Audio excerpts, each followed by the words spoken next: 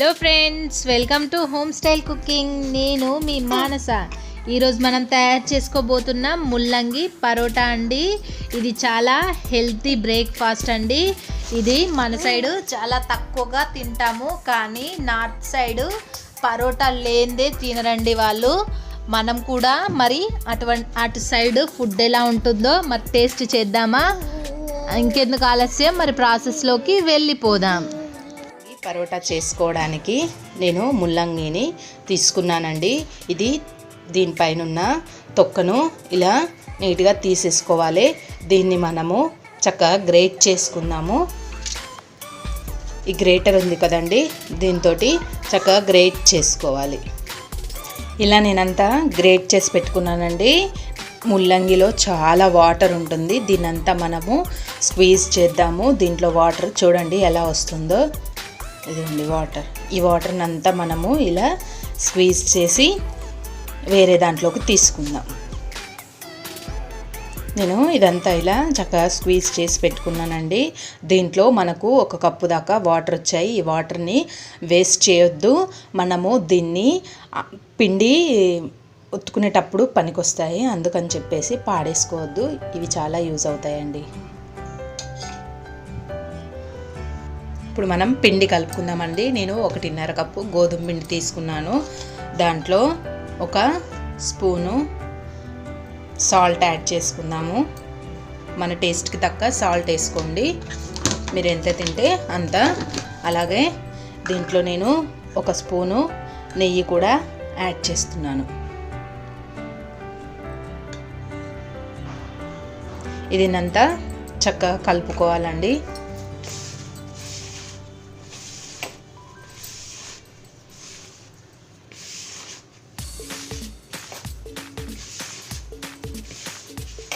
ఇందాక మనము ఉంచుకున్నాం కదా ముల్లంగి వాటర్, ఇవి కొన్ని వేసుకుంటూ మనము పిండి కలుపుకుందాం.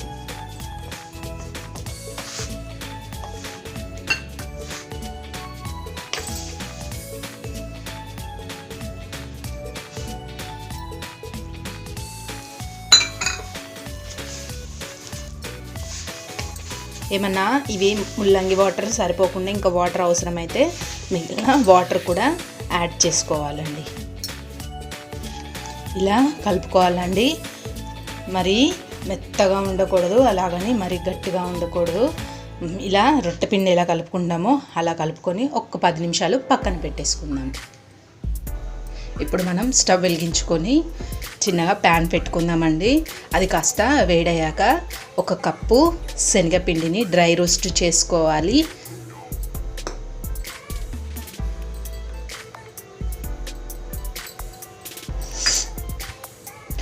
ఆయిల్ ఏమీ యాడ్ చేయొద్దండి, వట్టిగా డ్రై రోస్టే చేసుకోవాలి.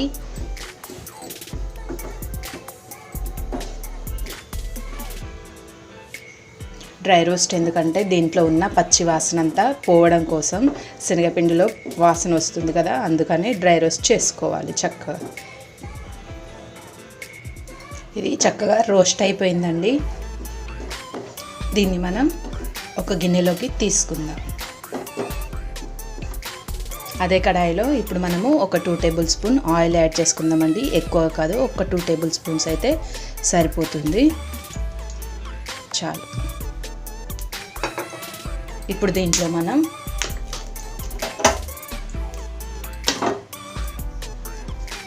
పచ్చిమిర్చి వేసుకుందామండి, సన్నగా తరుక్కున్నవి. అలాగే కొన్ని అల్లం ముక్కలు.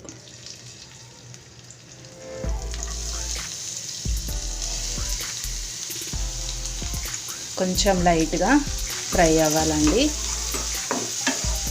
అలాగే దీంట్లో కొంచెం కట్ చేసుకున్న సన్నగా ఆనియన్స్ వేసుకున్నాము.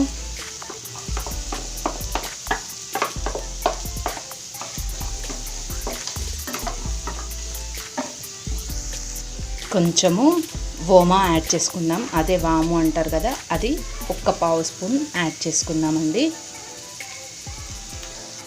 దీంట్లో 1 స్పూను సాల్ట్ వేసుకుందాము. అలాగే 1/2 స్పూను ధనియా పౌడర్ వేసుకుందాము.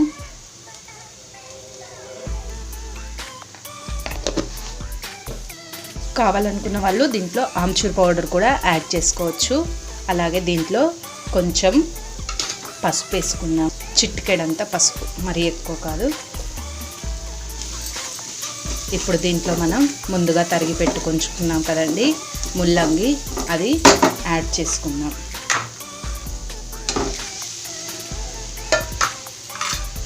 చక్కగా కలిసే వరకు కలుపుకోవాలండి దీన్ని.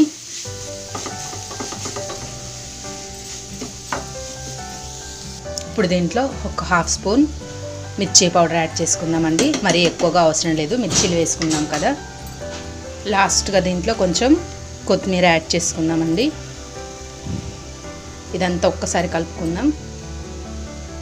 ఇప్పుడు దీంట్లో ముందుగా మనము డ్రై రోస్ట్ చేసుకున్నాం కదా శనగపిండి, అది యాడ్ చేసుకుందామండి.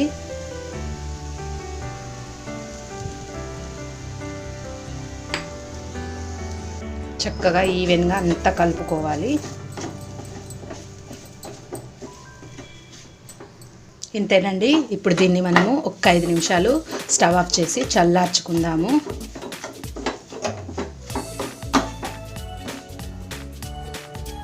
ఇప్పుడు మనం ఒక ముద్ద తీసుకుందామండి. దీన్ని ఇలా చూడండి, పిండిలో ఇలా మిక్స్ చేసి చూడండి, ఇలా ఈవెన్గా నొక్కుకోవాలి. మధ్యలో హోల్ వచ్చేలాగా, అంటే పూర్తిగా రంధ్రం పడుతుందండి. జస్ట్ ఇలా ఒకటి పెట్టి ఇలా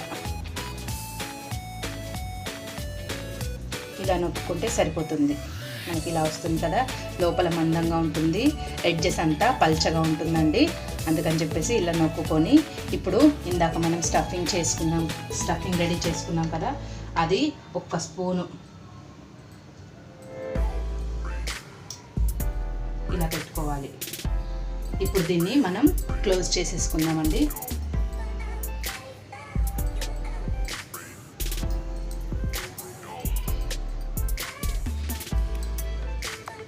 అంతే, ఇలా క్లోజ్ చేసుకోవాలి.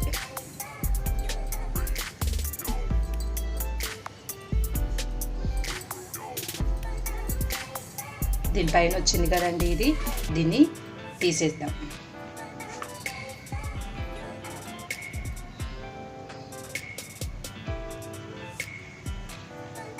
ఎంత ఎక్కువగా వస్తే దాన్ని అంతా చేతితోటి అలా తీసేసి ఇలా అయిపోయింది కదా. ఇప్పుడు దీన్ని మనం గుండ్రంగా చేసేసుకుందాం. దీంట్లో పిండిలో డిప్ చేసుకోవాలి. చూడండి నేను ఎలా చేస్తానో, ఇలా అంటే సరిపోతుంది, ఈవెన్గా స్ప్రెడ్ అవుతుందండి లోపలి స్టఫింగ్ అంతా. సో ఇలా అనుకుని ఇప్పుడు కొంచెం రొట్టె పిట్ట మీద ఆటా వేసుకుందాం. ఇలా వేసుకొని ఇప్పుడు మనం నొక్కేసుకుందాం పూరీలు. చూడండి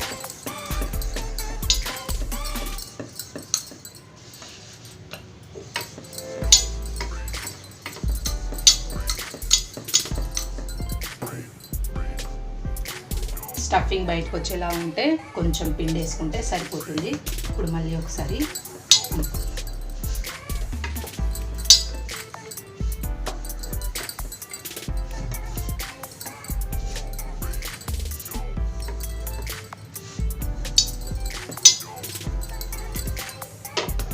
అంతే అండి, మన పరోటా రెడీ అయిపోయింది. ఇప్పుడు దీన్ని మనం కాల్చుకుందాం.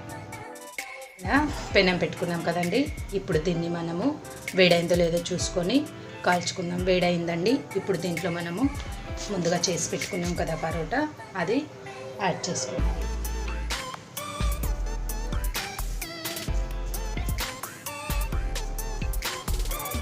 దీన్ని మళ్ళీ రెండో వైపు తిప్పుకుందాం. చూడండి ఈ కలర్ వచ్చింది కదా. ఇప్పుడు దీనిపైన మనకు నెయ్యి ఉంటే నెయ్యి, లేదు అని అంటే ఆయిల్తో అయినా అప్లై చేసుకోవాలండి. నెయ్యితో వేసుకుంటే మాత్రం ఇంకా చాలా టేస్టీగా ఉంటుంది. సో నేను నెయ్యి అప్లై చేస్తాను.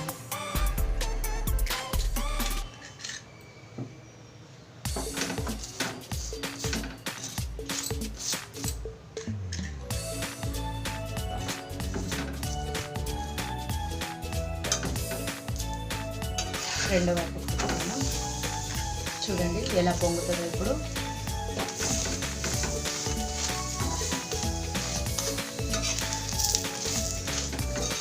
ఈవెన్గా పొంగుతుందండి, చాలా చక్కగా అవుతుంది చూడండి.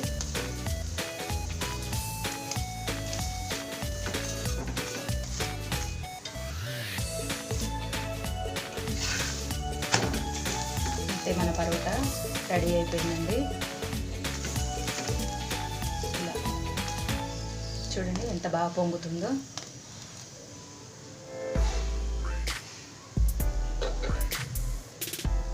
దీన్ని ప్లేట్లోకి తీసుకుందాం.